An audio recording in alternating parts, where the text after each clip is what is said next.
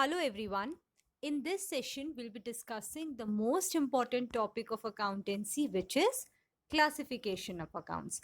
Now, accounts are classified in order to keep a systematic record of two aspects of transaction. So, the first classification is personal account and second is impersonal account. Now, this impersonal account is further classified into two accounts, which are real accounts and nominal accounts. So we will learn about these accounts one by one.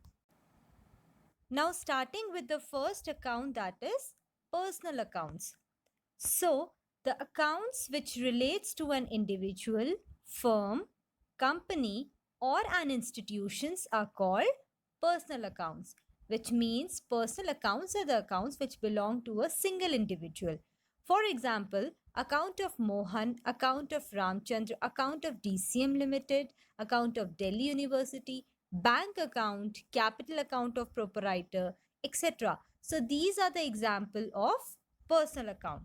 Now, the rule for recording a transaction in personal account is debit the receiver and credit the giver.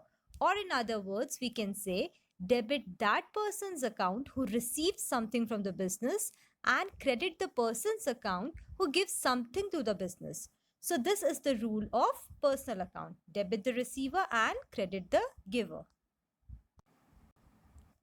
So personal account is classified into three accounts, which are first is natural personal account, second is artificial personal accounts, and third is representative personal accounts. So the first type of personal account is natural personal account. So natural personal account means accounts of human beings. For example, Mohan's account, Sohan's account, proprietor's capital account, proprietor's drawings account, debtors accounts and creditors account. So all these accounts are included in natural personal account because it belongs to an human being. Second is artificial personal accounts. So these accounts do not have physical existence as human beings, but they work as a personal account. For example, any firm's account, any limited company's account, any institution's account, or any bank's account. So these are treated as artificial person for recording of business transaction.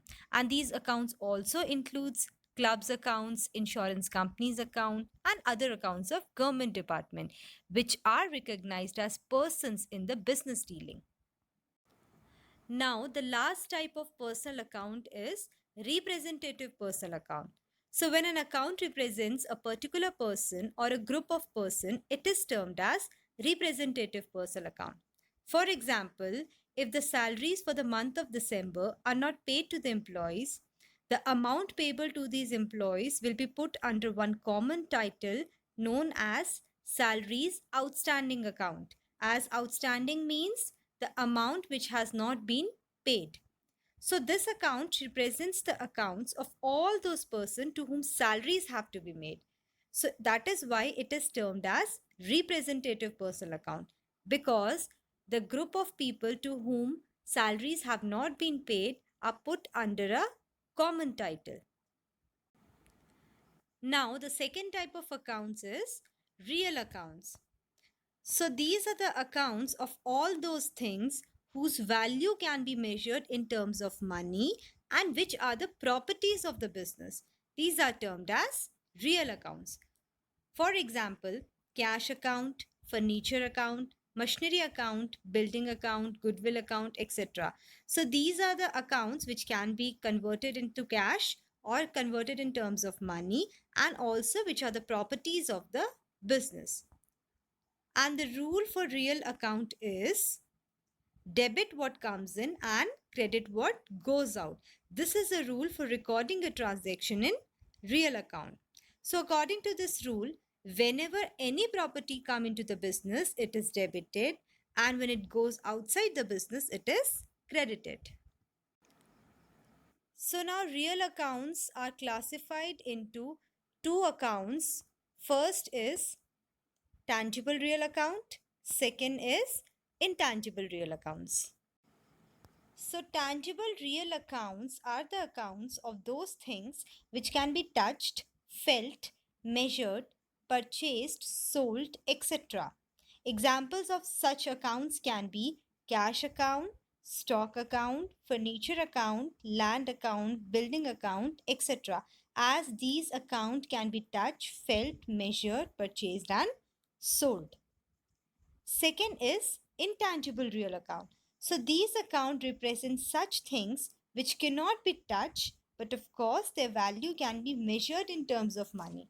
For example, goodwill account, patents account, trademark accounts, copyrights accounts, etc. So these are the accounts which represents the things which cannot be touched, but it can be measured in terms of money.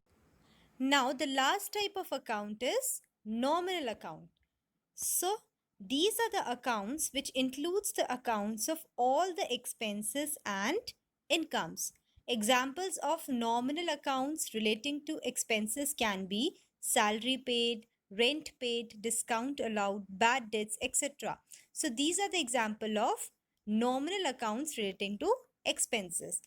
And the expenses of nominal accounts relating to incomes can be commission received, interest received, discount received, etc. And the rule for recording the nominal accounts will be debit the expenses and losses and credit the incomes and gain, which means all the expense and losses are debited and all the incomes and gains are credited. So we have learned the classification of all the accounts for recording a transaction, and which is also an important topic in accountancy. So that's all for today. Thank you.